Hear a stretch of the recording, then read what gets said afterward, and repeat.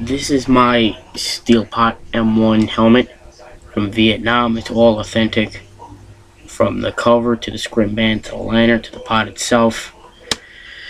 So just do a quick video on it. First off, I don't know if you can see very well, but the webbing in all your suspension is all correct, and it's actually all authentically dated, which is surprising. The liner itself is dated 65, and it's a Westinghouse liner, which puts it just at the beginning of the war. The Mitchell leaf pattern cover is 66 dated, which puts it once again mid-war.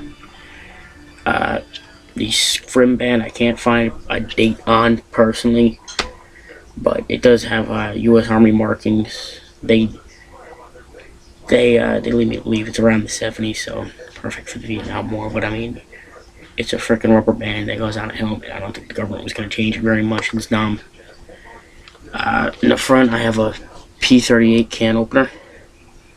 Odd thing, a lot of the troops wear them around their dog tags. I put mine on the helmet just because I'm not a dog tag wearing guy. I mean, I just don't wear them, and you know, it looks cool in the helmet. I've seen a lot of soldiers actually wear them in the helmet. Also on the helmet, I have a Mickey Mouse club pin, which is authentic from the 50s, so it would have been something a troop in Vietnam would have been able to take with them. Got 345 ACP shell casings, which is what's fired by your standard GI 45 1911. They did also use the Tommy guns in Nam. They were mostly for Spec Ops guys, so not every troop had them. But I put them in the helmet. Some troops would carry shells with them like that, just, you know, this way to remember, you know, things. I have the chin strap tucked up in the back like they used to do. But let me pop that down for you quick while I'm popping that down. You see there's that piece of paper on the helmet. There's the chin strap, and that piece of paper's actually got rank insignia. Tell you what each unit's patch looks like. So it has, you know, what the aircraft patch looks like, what the Marines look like, and it tells you what every unit would be. So it has like 82nd, 101st, 39th, 9th, 15th, 17th, and that way, you know, you can kind of tell. Not every trooper carried up in the helmet. Most guys actually just tucked them in the bottom of the pockets and you never saw them, but I figured, why not? You got the classical, sorry folks, ball style chain strap with your corresponding claw. Yeah, been around since World War II. It's just a swivel barrel in your pot. So it's all authentic Vietnam. The only thing on this helmet that I know for a fact isn't from Vietnam is the can opener and the paper. But, you know, doesn't really matter. The helmet's made of steel. Underneath it, the liner is a nylon with a mix of leather, canvas, and nylon for your internal components. Chin straps that are made of cotton canvas, both metal buckles and pressure clips that the helmet could break off. And the reason why these break off is the Marines were in World War II. You would have your chin strap buckled up, and when you get off the boat and you hit the water, the helmet would try to go up, but your body would try to go down. What's stopping the helmet from going up is this. Soldiers from breaking jaws, smashing teeth. I heard stories of people losing their heads, but I, honest to God, don't think that actually happened. So how this works is if too much pressure gets pushed on, this strap actually just pops off either side, or both, and then, you know, you can get a new helmet. It's just a pot, so you can still use your own liner, which is already pre-adjusted to your head. So on a simple pop switch, you know, you have a new helmet. The cover, like I said, is actually a canvas, and the Mitchell pattern camouflage, I've never actually seen a full uniform of it. It's just kind of for helmets, so that's cool.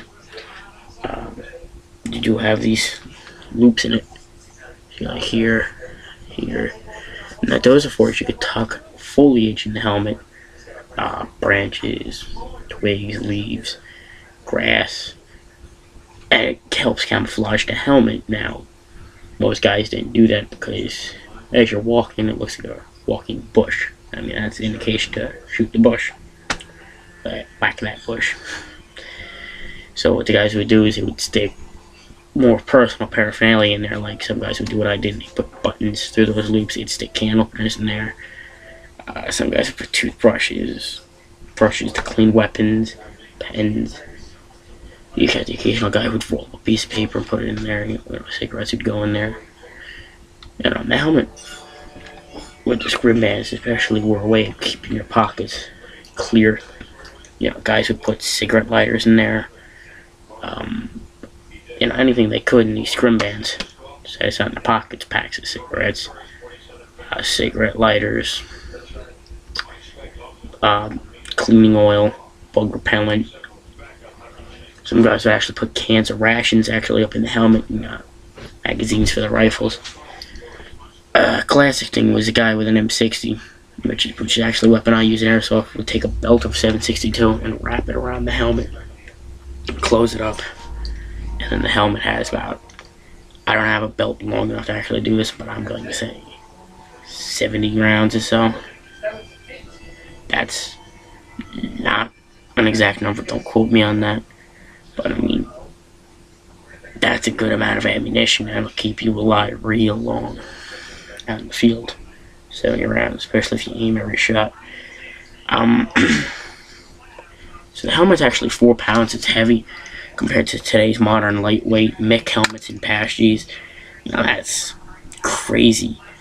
But what you have to understand is these helmets don't even protect your head against that much. Modern day helmets are bulletproof. You get shot in the helmet and you shrug it off. And the helmet knocks off, but you're not crying, you're not dead. You're fine. These were really only used for protecting you from falling debris and shrapnel from an explosion. So, as you see, it doesn't really cover that much either. Modern day helmets come down to about here. That covers most of your face and neck. These, you know, also have a very small head, but you see, they don't cover most of my ears. In reality, a lot of troops would sit more like this, and you see, they don't cover anything. And the reason why they did this is they were afraid of acoustics being messed up. They thought if you had things over your ears, you wouldn't be able to hear. But with a helmet like this, your ears are kind of open. You can hear orders a lot easier in the battlefield. You know, the U.S. military. And this helmet's been around since World War II, though. They were put out right after Vietnam in the 80s. The metal structure of the helmet we refer to as the pods are sometimes the same, sometimes different. They're slightly shorter. And I mean, like, by an inch, like that much, maybe. It was World War II, but it's not something to really get concerned over. The only other difference is how, like I said, just the pressure clips weren't there in World War II. But, it doesn't really matter. So as you can imagine being a troop in Vietnam, wearing one of these. Well, pals, I can tell you, these things do get the strain neck. The good thing is, it's easy to unclip them. You could hang them off your belt or something. You know, so you could have something like that as you're walking. It doesn't protect your head.